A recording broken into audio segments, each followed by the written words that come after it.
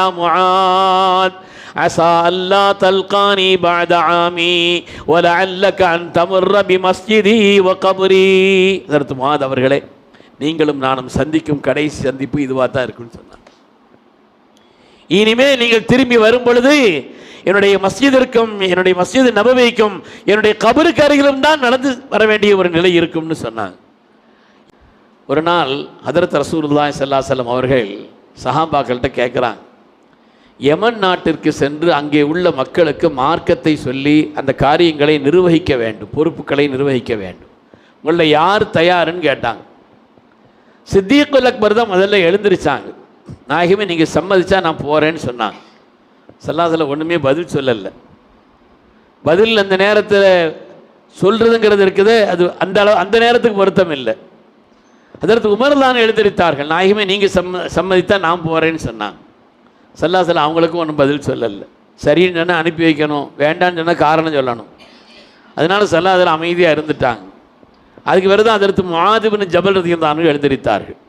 நாயகமே நீங்கள் சம்மதிச்சா போகிறேன். ஸல்லல்லாஹு சொன்னாங்க, உங்கள் தாயார்கிட்ட போய் அனுமதி வாங்கிட்டு வாங்க, வீட்டில் சொல்லிட்டு வாங்கன்னாங்க. உங்கள் வீட்டில் போய் சொன்ன உடனே தாயார் சொன்னாங்க, என் அருமை மகனை, நீ யமனுக்கு போகிறத நான் விரும்பலம்மான்னு சொன்னாங்க. நீ யமனுக்கு போகிறத நான் விரும்பல. ஸல்லல்லாஹு தர்பாரில் அமர்ந்து அவருடைய திருமுகத்தை கண்டு அவர்கள் சொல்லக்கூடிய நல்ல உபதேசங்களை கேட்டுக்கொண்டிருக்கும் பொழுதெல்லாம் உன்னுடைய ஈமானுடைய வளர்ச்சி இருந்து கொண்டே இருக்குமே. யமனுக்கு நீ செல்கிற காரணத்தினால் அந்த ஒரு பாக்கியம் இல்லாமல் ஆகிவிடுகிறதே, அதனால் நான் போகிறது அந்த அளவுக்கு விரும்பலேன்னு சொன்னான். ஸல்லல்லாஹு வந்து சொன்னாங்க, அந்த தாய், ஈமான் உள்ள அந்த தாயை, இறையச்சம் உள்ள தாயை, அல்லாஹ் ரசூலுக்கு கட்டுப்படக்கூடிய அந்த உயர்ந்த பெண்மணி இப்படி சொன்னாங்க அப்படிங்கிறத கேட்டுட்டு ஸல்லல்லாஹு அவங்களை கூப்பிட்டு வாங்கன்னு சொன்னாங்க. தாய் அழைத்து வரப்பட்டார்கள். ஸல்லல்லாஹு கேட்டாங்க, காரணத்தை சொன்னாங்க. நாயகமே இதுதான். ஸல்லல்லாஹு சொன்னார்கள், இல்லை, அல்லாஹு தஆலா உங்களுடைய மகனாரை கொண்டு அல்லாஹ் அந்த பகுதியில் ஹிதாயத்தை ஏற்படுத்த வேண்டியது இருக்கிறது, அதனால் நீங்கள் அனுப்பி வைங்கன்னு சொன்னாங்க. சரி நாயகமே, நீங்கள் சொல்லிட்டா சரின்னு முடிச்சுட்டாங்க. அதுக்கு பிறகு அனுப்பி வைக்கிறாங்க. வரலாற்றிலே ஸல்லல்லாஹு யாரை இப்படி வழி அனுப்பி வச்சதாக ஹதீஸ்களில் இல்லை. ஓ முஆதுன் ராக்கிபுன் ஓ ரசூலுல்லாஹி ஸல்லல்லாஹு அலைஹி வஸல்லம் யம்ஷி தஹ்த ராஹிலதி. முஆத் ரலியல்லாஹு வாகனத்தில் இருக்கிறார்கள், ஸல்லல்லாஹு கீழே நடந்து வர்றாங்க. அந்த வாகனத்தினுடைய கடிவாளத்தை பிடித்து கொண்டு அல்லாஹ்வுடைய ஹபீப் நடந்து வருகிறார்கள். அவங்களுக்கு பல்வேறு விதமான உபதேசங்களை செய்து கொண்டே வருகிறார். அவர்களுக்கு பல்வேறு விதமான நல்ல காரியங்களை சொல்லிக்கொண்டே வருகிறார்கள். யா முஆத் அஹ்சின் குலுக்கக லின்னாஸ். முஆத் அவர்களே, மக்களிடத்தில் நல்ல குணத்தோடு நடந்து கொள்ளுங்கள். பல செய்திகளை சொன்னார்கள்.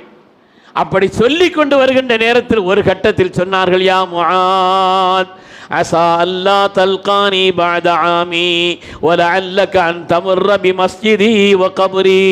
ஹஜ்ரத் முஆத் அவர்களே, நீங்களும் நானும் சந்திக்கும் கடைசி சந்திப்பு இதுவாக தான் இருக்குன்னு சொன்னார்.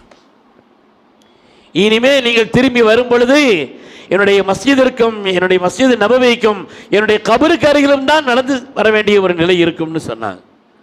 இன்னைக்கும் கூட வஃபாத்துன் நபியை சொன்னால் நம்மளால தாங்க முடியல. ஸல்லல்லாஹு வஃபாத்தை பற்றி பேசினாலே சஹாபாக்களுக்கு எப்படிப்பட்டவர்கள் அவங்களுக்கு தாங்க முடியுமா? இனிமேல் தன்னுடைய ஹபீபை நேரடியாக பார்க்க இயலாது என்ற ஒரு நிலையிலே ஃபபகா முஆதுன் ஜஸா.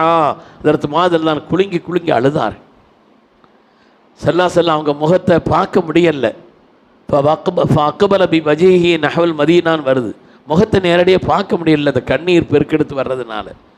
அந்த நேரத்தில் கடைசியாக ஒரு உபதேசம் சொன்னார்.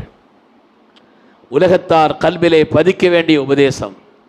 இனிமேல் அல்லாஹ்வுடைய ஹபீப் அவர்கள் தன்னுடைய திருவாய் மலர்ந்து அவர்களுக்கு உபதேசம் செய்வதற்கான வாய்ப்பில்லாத ஒரு நிலை.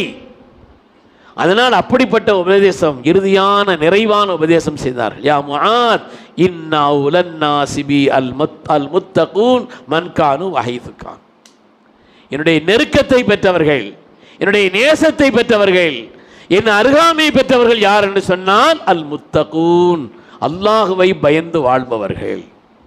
என்னை படைத்த ரப்பு என்னை பார்த்து கொண்டிருக்கிறான், என்னுடைய சொற்களை கேட்கிறான், என்னுடைய செயல்களை அறிகிறான், அவனுடைய கண்காணிப்பில் நான் இருக்கிறேன், அவனை விட்டும் எந்த நிலையிலும் நான் மறைந்தவன் அல்ல என்ற அந்த பேருணர்வு கொண்ட இறையச்சத்தோடு உலகத்தில் யார் வாழ்கிறார்களோ அவர்கள்தான் எனக்கு நேசமானவர்கள், எனக்கு நெருக்கமானவர்கள் என்று கண்மணி முஹம்மது ரசூலுல்லாஹி ஸல்லல்லாஹு அலைஹி வஸல்லம் அவர்கள் ஹஜ்ரத் முஆத் ரலியல்லாஹு தஆலா அவர்களை விடைபெறக்கூடிய அந்த கட்டத்தில் செய்த உபதேசம்னா அது எவ்வளோ முக்கியமான உபதேசம்ங்கிறது நாம் நினைக்கிறோம்.